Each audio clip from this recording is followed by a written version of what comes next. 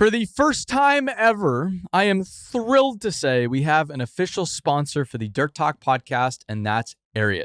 I've worn Ariat boots on every job site I've visited over the years, traveling in them across 5 continents. More importantly, I have yet to find a single project where working folks, unlike me, are not wearing Ariat boots and workwear in every condition imaginable. And there's really good reason for that, and that's because it's phenomenal stuff. And the more I've learned about Ariat and the company, the more I've loved their brand. So with this, Ariat is offering any Dirt Talk listener 10% off their next Ariat order at ariat.com/dirttalk. That's 10% off boots, jeans, and workwear at ariat.com/dirttalk or at the link in this episode's description. With that, let's get to the show. All right. Hi there, everybody. Welcome back. We've got another Monday Dirt Talk episode for you all. We're going to answer more questions. Are you sick of my questions yet?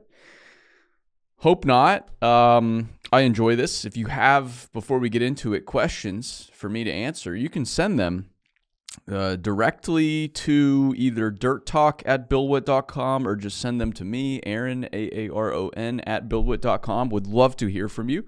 Would love to hear anything from you. So if you ever have feedback, thoughts, concerns, whatever you want, send it our way and we will get back to you as quickly as possible. So I have from the list via social media and the email picked 5 questions today. Number 1, question 1, what is your favorite job site that you have visited? I get this all the time, and I don't have a good answer. I have been fortunate enough to visit hundreds and maybe thousands of job sites at this point. I don't know. I have visited sites in Asia, Europe, South America, North America, Australia. We'll soon have visited Africa. So I've gotten to see a lot of just amazing stuff around the world, across the United States. I love every site is my stupid answer I give people first and foremost. There are cooler sites, obviously. Like if you're moving 10 million yards, it's cooler than your backyard project. But I got into this world because of the equipment. I feel like I've stayed because of the people.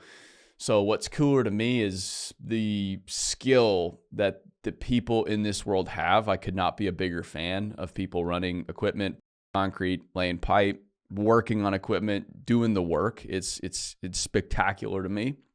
And I think watching somebody skilled with a skid steer is just as cool as watching somebody skilled with a 800-ton mining shovel. Skill is skill.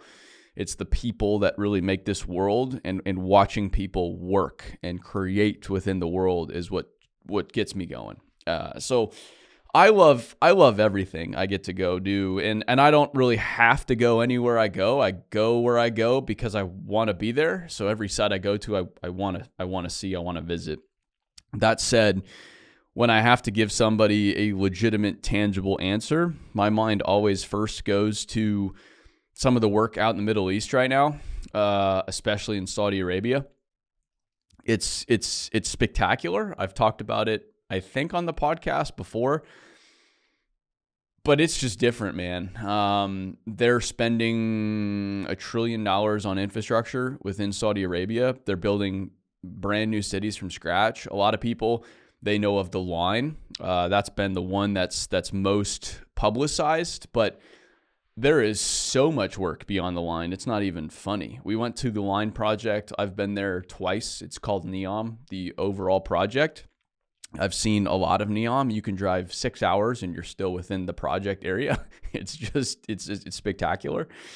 The line itself is spectacular. There's 100,000 people, thousands, tens of thousands of machines across this area working on it right now. It's as legitimate as any other construction project I've ever seen. It's funny how many people will say things about it when they've never seen it. It's just based on what they've seen on the internet. When it's like, no, I've been there. I've seen it. I know people working on it. I've been there multiple times. I know exactly where it is. I know how they're putting it together, so on and so forth. Is it going to be successful? I think that's for them to determine future state. The project is incomplete.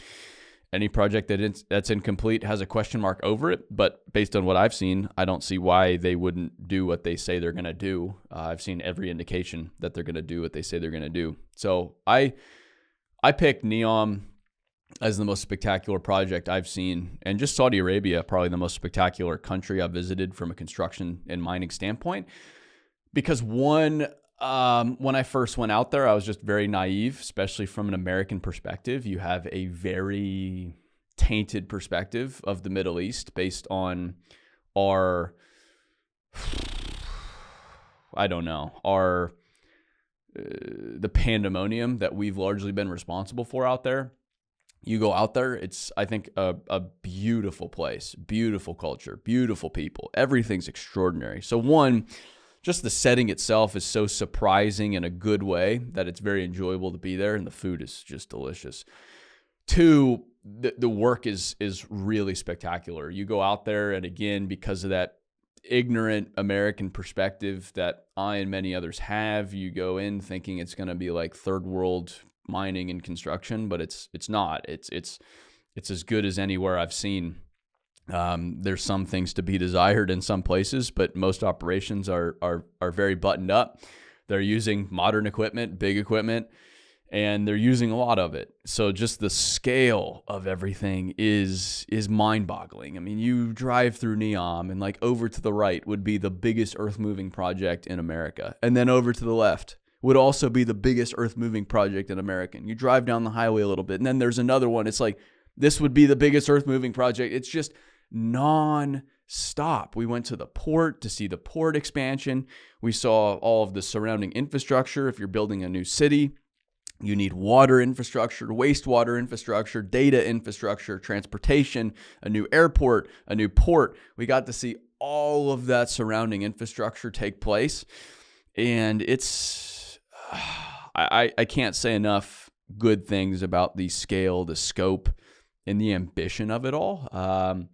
And for me, I find it very hard to criticize anything they're doing, because they're spending their money on their country and their infrastructure, and they're going all in on the future of Saudi Arabia. Whereas the United States, we're spending a lot of our money outside of the United States for very little, if not negative value, while our infrastructure only ages and crumbles and doesn't look very good. It's a little disappointing to go to most other foreign cities I've been to and see them just look a lot nicer and function a lot better than our cities do. And that's because they invest a lot more in infrastructure and get a lot more out of it than we have over the past few decades. I think we're behind. And that's why I like going abroad to see how other people do it. And the Middle East is one of those regions that I am absolutely in love with. And hopefully we go back later this year. So that answers that. Number 2, what are your thoughts on autonomous equipment? This is another one a lot of people on the internet have many opinions about, but these people on the internet have never been around autonomous equipment, which I find funny. They know so much about it, but they've never actually seen it. Go figure. I think autonomous equipment, to summarize, is a great tool. I don't think it's the end all be all. I don't think it's a solution to any kind of labor challenge. I think it's another tool. It's another technology that the industry can utilize to be better. I have seen autonomous operations on the eastern side of Australia in Queensland, in Western Australia, in Canada, up in Alberta. And then I've seen some smaller scale autonomous operations here or there. Every time I have had my socks knocked off to see a 400-ton truck hauling oil sand with no driver, 24 hours a day, 7 days a week, is spectacular. So the technology itself is really remarkable, really dialed in. They've been doing it for over 20 years. So these operations are very well-oiled machines. And that is one. The technology is pretty spectacular. 2, it makes the operation more efficient. I think the iron mine was a great example of this. The trucks, based on the drilling, knew what kind of ore grade, the excavator knew what kind of ore grade it was in based on the drilling. Then the trucks would know what kind of ore grade the excavator was putting onto the back of it. And then based on what the plant needed at any one time, the ore grade necessary for the plant to create the blend that they needed, the trucks would optimize themselves and go to the different shovels based on what shovel was in the right ore grade. And so the shovels in the right stuff would get more trucks. The shovels with less stuff would get a little less truck. The whole place was optimizing itself. And there is this notion that big companies just extract value and take advantage of people, which they do. There's plenty of that going on in the world. But being on the other side of it, running a company, I also know that the better the company runs, the more efficient the company is, the more money we make as a company, the better off our people are, the more tools we can invest in, the further we can invest in other things, the more we can innovate, the more we can do R&D, etc. All of it revolves around money. And that's the conversation most people don't want to have, but it's reality. People here, they're not here because they love being here first and foremost. They're not here because they're just so passionate about what we're doing. First and foremost, they are here because we pay them money to do a job. And if we stopped paying our people money, no matter how bought in they are, no matter how good our culture is, no matter how good the opportunities are, they would be on to the next one. That's my priority, is making sure our people get paid. That's a company's priorities, making sure people get paid. The more efficient an operation can run, the better our margins, the more we can pay people, invest in people, so on and so forth. Now, it doesn't always happen that way, but the best companies, that is how it happens. I see it all the time. And I think autonomous equipment is a great way for those companies to work more efficiently, effectively, and produce the materials our world needs for a little less money. Now, all of that said as well, another thing I ask whenever I go to these autonomous operations, I ask the people working around them, what do you think? And I have not heard anything negative on any of these operations from anybody I've talked to, from operators to managers to people doing maintenance. And that is because the trucks just run better autonomously. They are less beat up because they're optimized. They're running exactly how they should. They back in exactly where they should every time, where that excavator operator needs them. They're very predictable. They can run more. There's no breaks. There's no shift change. They can run, in theory, 24 hours a day. They just need fuel. They can run in certain situations while there's blasting going on. You don't need to shut your whole fleet down because they don't have people within them. There's all kinds of flexibility and all kinds of advantages that these trucks offer. And just having those wrinkles ironed out, it makes the operation better for everybody else there. It's not cutting jobs, it's moving jobs elsewhere and making those jobs more enjoyable for the people doing them. And it also allows these people new to the industry to move up a little faster. And I know that's a controversial thing for some people, because it's like, well, I did my 7 years in a truck, so you need to do your 7 years too. But a lot of people don't want to do 7 years in a truck. So they get into a truck, they'll do their time, but then, all right, I'm not moving up. They probably just leave the mining industry and we all suffer as a result.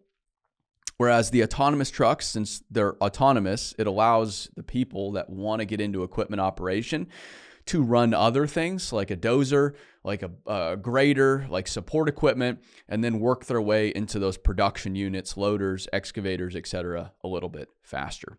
It's the same thing on civil applications. I think the first autonomous thing I've seen in a civil application is a roller.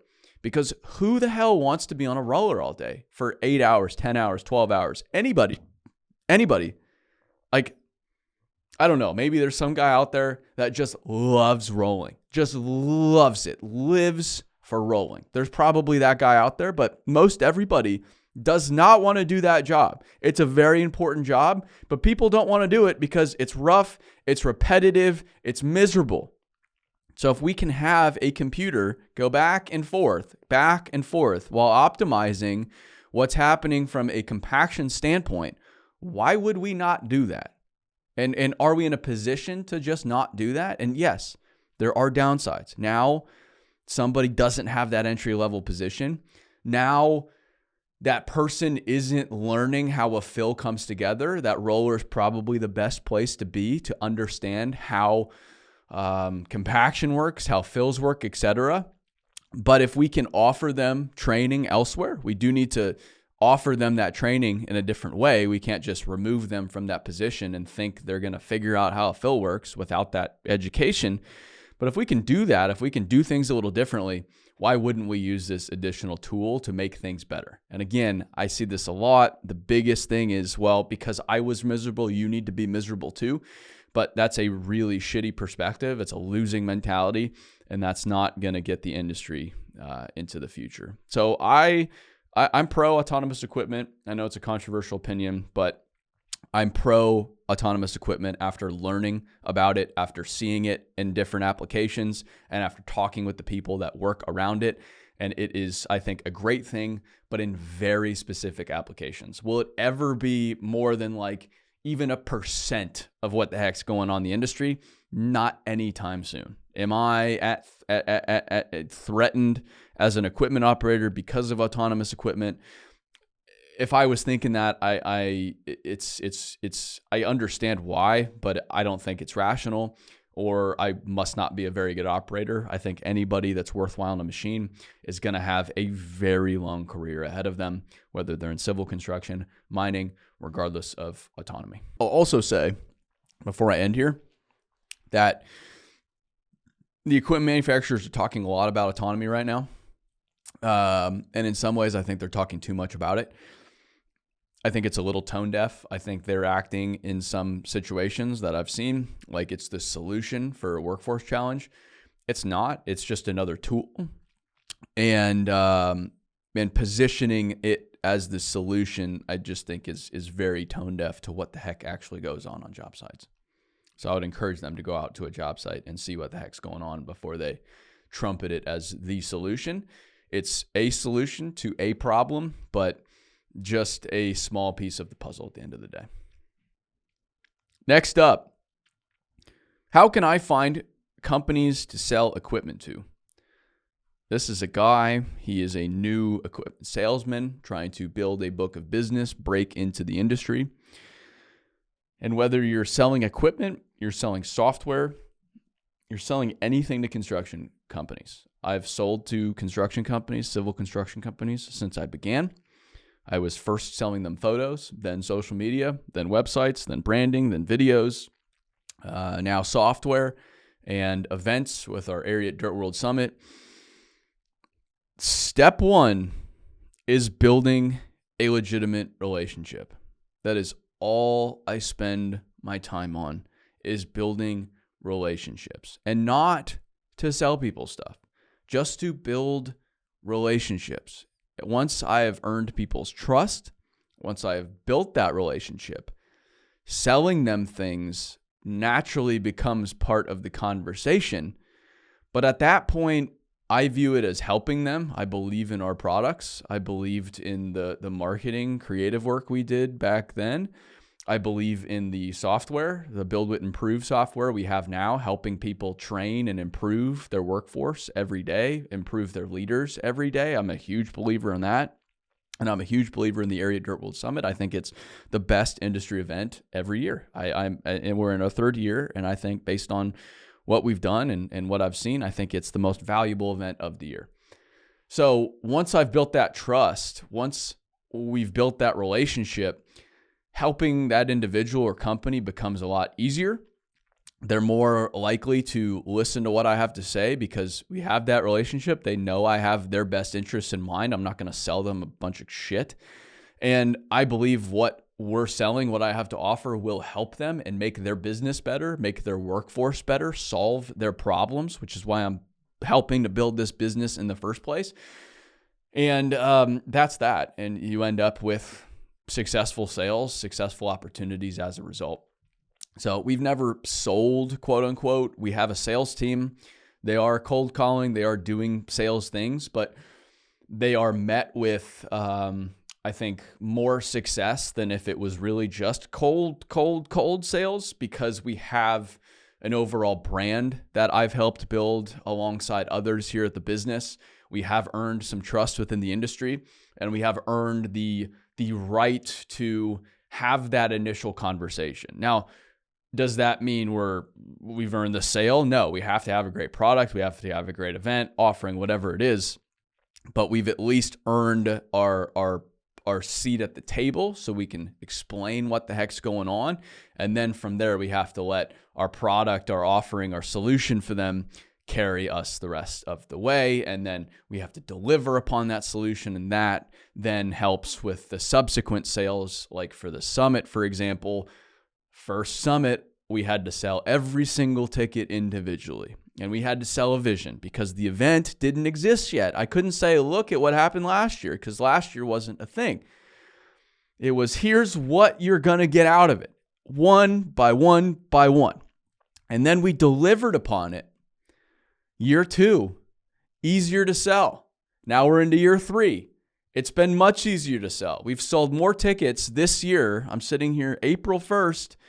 We've sold more tickets for this year's event in November than we did for the entire first event, based on what we've delivered year 1, year 2.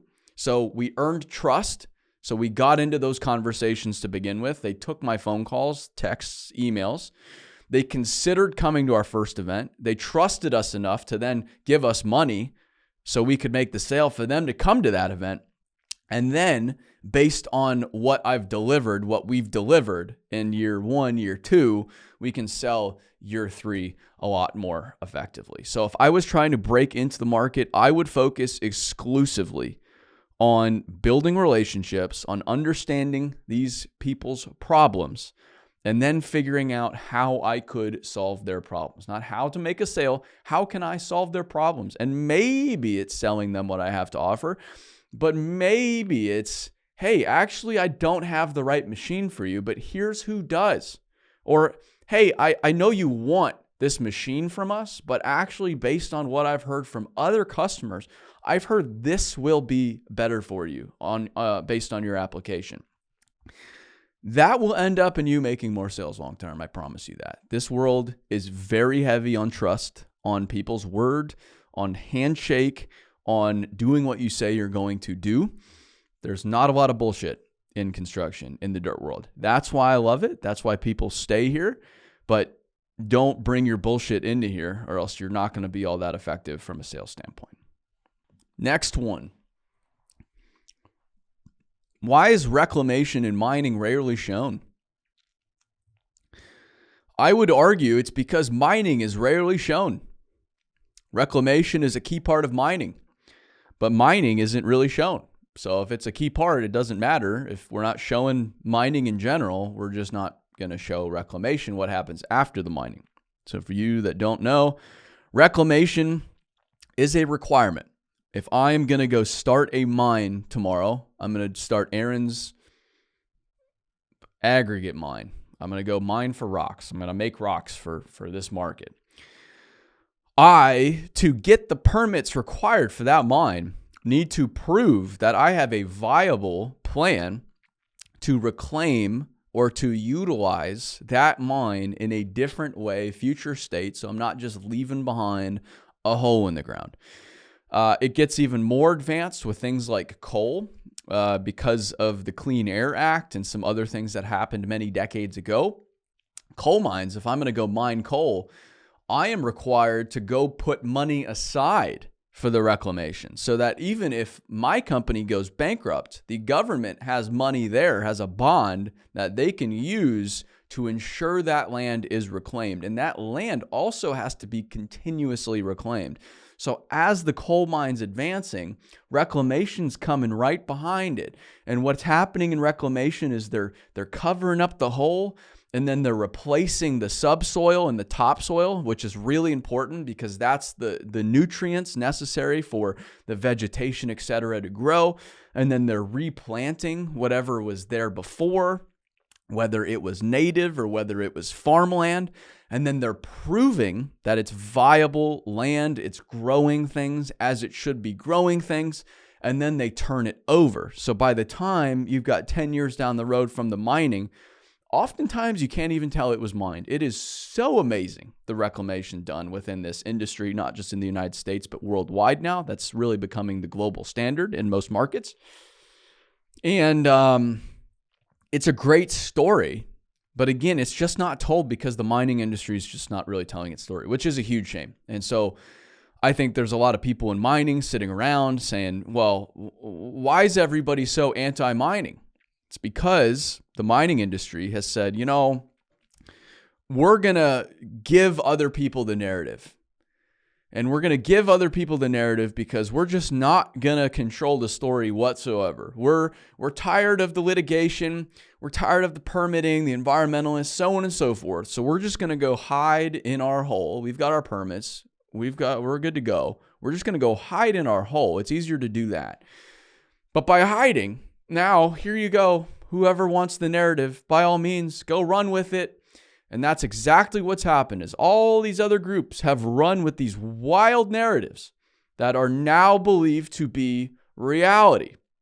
They're not reality, but the mining industry is at fault at the end of the day. The mining industry has given everybody the ability to go run with the narrative. And now people think, one, mining's terrible. Two, mining doesn't exist, especially in a market like the United States. That's not true. Mining is 100% necessary for any human's life right now, just about any human's life in modern society. So if you're in the middle of the Amazon, no. But if you're living in modern society, if you have a car, a smartphone, electricity, water, food, etc., that's all from mining. It's necessary, and we can also do it in a great way.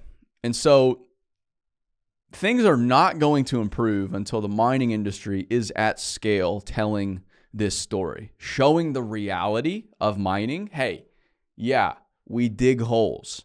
This is why, because you need the copper we're producing, the iron we're producing, coal we're producing, aluminum, aggregate. You can go down the list, potash, down the list, gold. You need this stuff. We're producing what you need. However, not only are we producing what you need, but when we're done here, this is what happens, and this is how we are good stewards of the land that's been entrusted to us. Both of those things can be true. One, we can produce what we need. Two, we can be good stewards while we do it. But until we're telling that story, the narrative will not change. And there are some great companies out there telling that story, but in the grand scheme of things, it is still the vast minority. And for our last question, number 5, will you expand BuildWit into Europe soon? No, we will not. Funny enough, I'm going to Europe next week. We're going to Bauma, which I'm very excited about. Then we go see some construction operations throughout Germany. We go see some operations up in the Netherlands, and then we finish up in Italy. I'm very excited. I've been working on this trip for a while. We spent quite a while last year in Europe. This will be my 4th visit to Germany and Europe in general, the EU. I think we have a lot to learn from the Europeans when it comes to how we build stuff in America. I think they're further along for a few different reasons, as I've discussed in previous episodes. So I love going over to see what they do, learn what they do, and then share that with as many people as possible because I think it can help elevate the entire industry. But from a business standpoint, so I'll always be visiting Europe from a video, from a content perspective. But from a business standpoint, we're still a very small business. We're now, after we've sold the creative business, we're at about a little under 50 people. We're the smallest we've been in quite a few years. I think we're the most effective we've been in quite a few years. I love the size we're at right now. Will we grow over time? Absolutely. As we grow the software business, that's really the future opportunity for us. But there's a lot we have to figure out within the U.S. market. We're still refining our product. We're still understanding our product market fit. We're still understanding how to serve smaller customers, medium-sized customers, big customers. We're still understanding how to implement effectively, what kind of content we need to support the platform. There's all kinds of questions that we need to provide answers to within the United States before we even think about going abroad. And that's going to take years of work to make our product absolutely remarkable within the current market.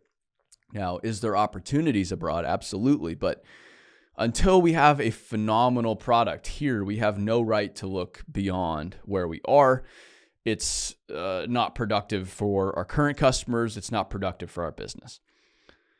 So say we answer all of those questions. We will at some point. I don't know when that will be. We answer all of those questions. Where would the first market be where the business would expand into?